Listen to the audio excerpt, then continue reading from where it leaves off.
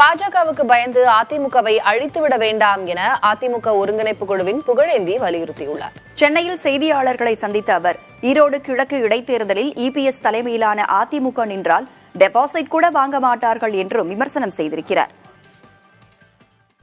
மீண்டும் மீண்டும் பழனிசாமியும் மற்றவர்களும் துரோகம் செய்வது சரியாகாது. இல்லையென்றால் இந்த இயக்கத்தை அழிப்பதற்காக வடக்கே இருக்கின்ற கட்சிகள் துடிக்கின்றன. எப்படா ஒழிவானுங்கன்னு சொல்லிதான் எல்லா வேலையும் அவங்க பார்த்துட்டு இருக்காங்க. அவங்க கட்சி வரணும், அவங்க ஆட்சிக்கு வரணும். வாரம் நடக்குது. ஏன் பழனிசாமி இறங்கி வந்தா குறைஞ்சிருமா? என்ன நடந்துருச்சு?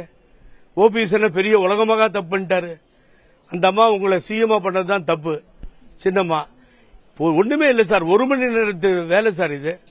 இன்னைக்கு ஈரோடு எலெக்ஷனில் இருக்க முடியாமல் தெருவில் இருக்கின்ற நிலை, விக்கிரவாண்டியை தவிர்த்த நிலை. 6000 ஓட்டு தான் வித்தியாசம் விக்கிரவாண்டியில. எப்படிப்பட்ட ஈரோடு மாவட்டம்? வெக்கமா இல்ல? நான் நிக்க மாட்டேன்னு சொல்றதை விட அசிங்கம் என்ன இருக்க முடியும்? சொல்லுங்க பாப்போம். நின்னா டெபாசிட் போயிடும், எனக்கு தெரியும்.